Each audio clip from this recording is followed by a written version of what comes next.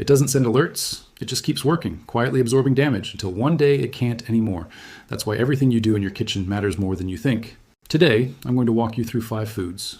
Foods you almost certainly have in your fridge right now, and explain exactly what happens to them when you reheat them. We're going to go beyond the surface and talk about the actual chemical reactions, the specific compounds produced, and the documented risk to your health. And more importantly, I'm going to give you practical, simple solutions you can start using today. No extreme diets, no expensive supplements, just smarter habits. This is the kind of information that doesn't make it to mainstream headlines, but it should. So let's get into it. Food number 1, reheated oils and fried foods. Let's start with the one that surprises people the most, because we don't usually think of oil as a food. But oil is in almost every leftover you've ever reheated. Those French fries from last night, the fried chicken, the breaded cutlets. When you toss them back in the microwave or drop them in a pan to crisp them up again, you're not just warming food, you're triggering a chemical cascade. Here's what actually happens. When vegetable oils, like sunflower oil or corn oil, are heated to high temperatures the first time, they begin to degrade. You reheated your leftovers this morning. Maybe it was rice, maybe chicken, maybe those spinach greens from 2 nights ago. And right now, without knowing it, you may have done something that your pancreas will quietly suffer for. I know that sounds extreme, but stay with me for the next few minutes, because what I'm about to share with you is not a scare tactic. It's food chemistry, it's biology, and it's happening inside your body right now. Here's the thing most people don't realize. Cooking food is a chemical process, and reheating it, that's a second chemical process. One that can take completely harmless ingredients and turn them into compounds that drive inflammation, oxidative stress, and long-term cellular damage. Those 3 things, inflammation, oxidative stress, cellular damage, they are the foundation on which chronic disease is built, including cancer, and the organ sitting right in the center of all of this, doing its work silently with 0 complaints, is your pancreas. Most people never think about their pancreas until something goes seriously wrong, and by then, it's often too late. Pancreatic cancer has one of the lowest survival rates of any cancer, not because it's untreatable in theory, but because it's almost impossible to catch early. The pancreas doesn't give you warning signs. It doesn't send alerts, it just keeps working, quietly absorbing damage until one day it can't anymore. That's why everything you do in your kitchen matters more than you think. Today, I'm going to walk you through 5 foods. Foods you almost certainly have in your fridge right now, and explain exactly what happens to them when you reheat them. We're going to go beyond the surface and talk about the actual chemical reactions, the specific compounds produced, and the documented risk to your health. And more importantly, I'm going to give you practical, simple solutions you can start using today. No extreme diets, no expensive supplements, just smarter habits. This is the kind of information that doesn't make it to mainstream headlines, but it should. So let's get into it. Food number 1, reheated oils and fried foods. Let's start with the one that surprises people the most, because we don't usually think of oil as a food. But oil is in almost every leftover you've ever reheated. Those French fries from last night, the fried chicken, the breaded cutlets. When you toss them back in the microwave or drop them in a pan to crisp them up again, you're not just warming food, you're triggering a chemical cascade. Here's what actually happens. When vegetable oils, like sunflower oil or corn oil, are heated to high temperatures the first time, they begin to degrade. But when you reheat them, the damage accelerates dramatically. Reheated oils undergo a process called deep oxidation.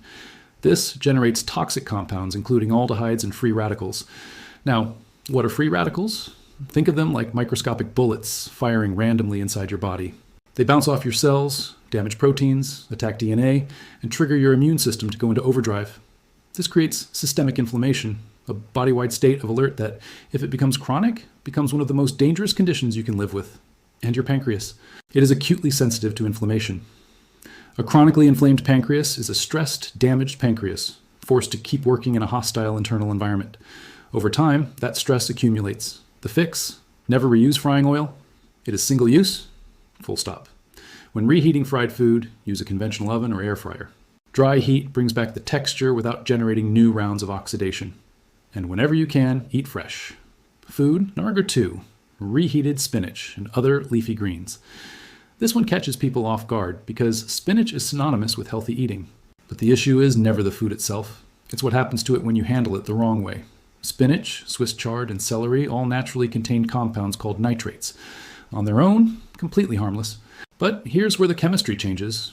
When you cook these vegetables and leave them to cool slowly at room temperature, or store them in the fridge for several days, naturally occurring bacteria begin converting those harmless nitrates into nitrites.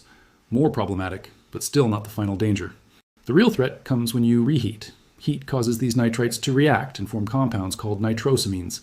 And that word nitrosamines, you need to remember it.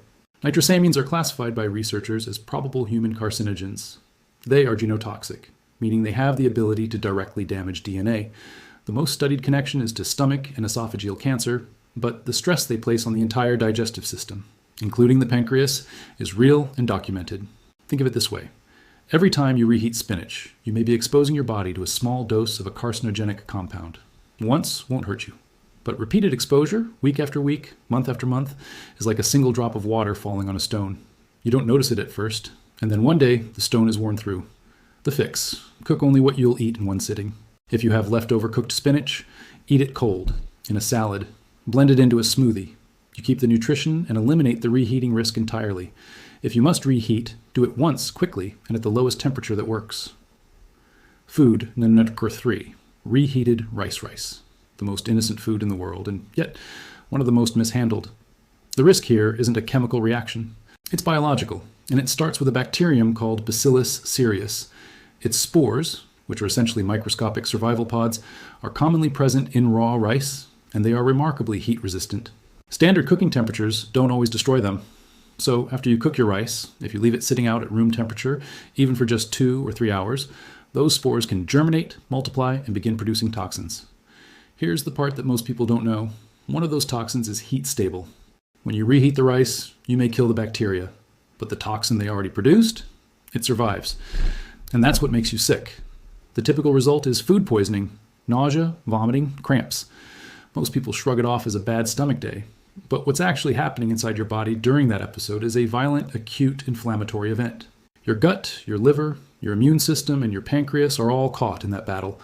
And if you're regularly mishandling leftover rice, eating it hours after it was cooked, reheating it multiple times, you may be exposing yourself to low-level toxin doses on a routine basis. Chronic low-grade gut inflammation has a direct impact on the pancreas through what researchers call the gut-pancreas axis. A persistently inflamed gut leaks inflammatory compounds into the bloodstream, and the pancreas is particularly vulnerable to that ongoing assault. The fix: cook rice, serve it, then immediately spread leftovers in a shallow container so they cool fast. Refrigerate within 1 hour.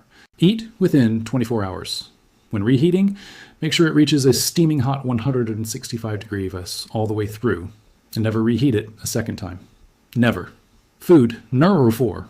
Reheated chicken is one of the most popular leftover foods in the world, and it carries one of the most well-documented reheating risks. The core danger is bacterial. Raw poultry can carry pathogens like Salmonella and Campylobacter. Proper initial cooking destroys them. But the problem is uneven reheating, and nothing creates uneven reheating like a microwave.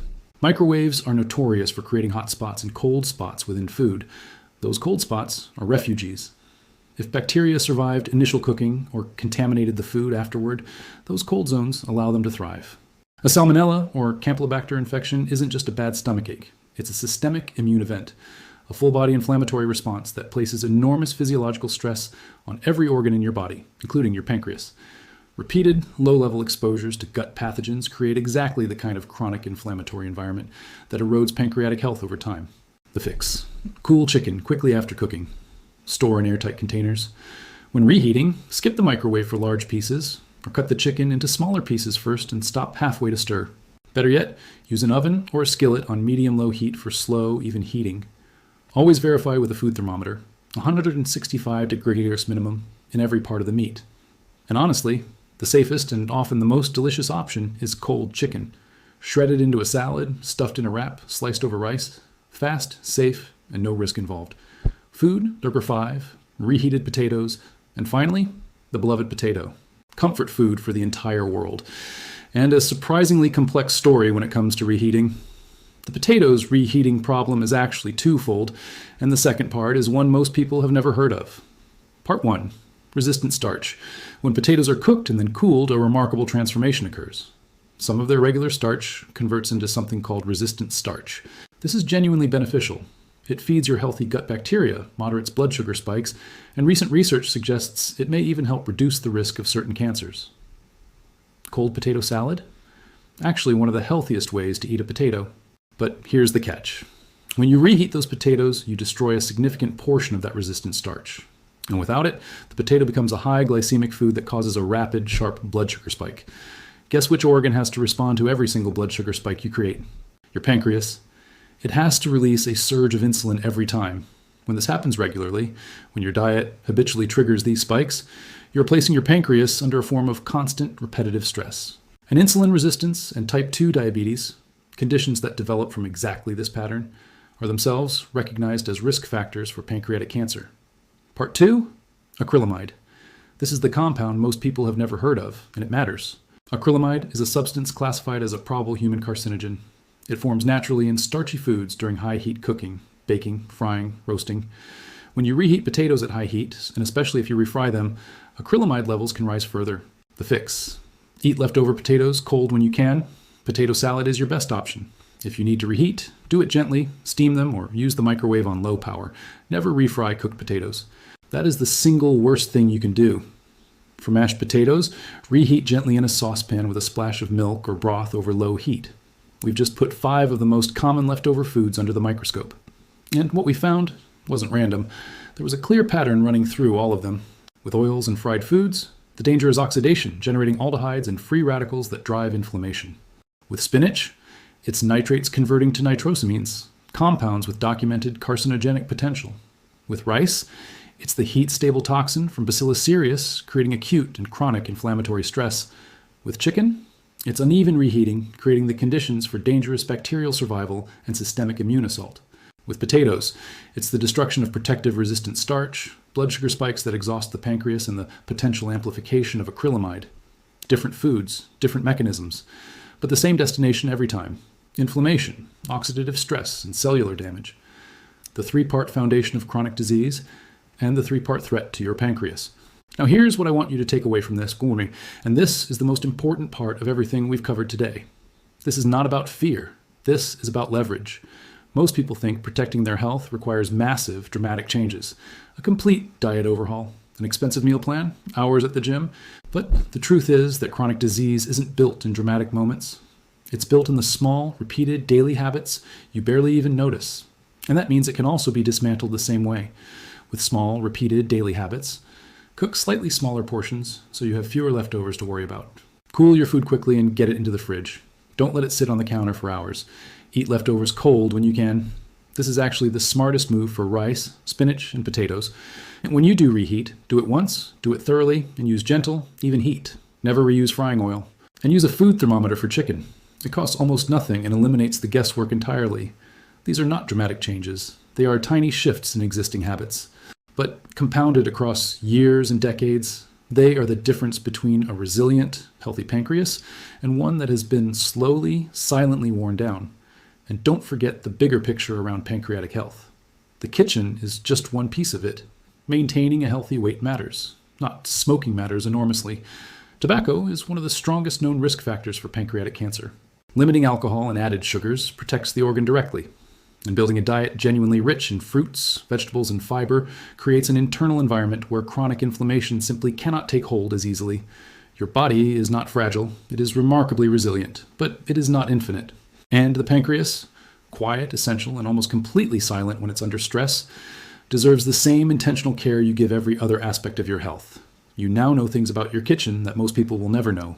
Use that knowledge. If this video added value to your understanding, share it with someone who reheats their rice every single day without thinking twice. Because that's exactly the person who needs to see this most. Hit the like button if you learned something new today. Subscribe to Life in Balance for more content that connects your health, your habits, and your financial future. Because at the end of the day, your greatest asset is not your portfolio. It's you. Take care of yourselves. I'll see you in the next one.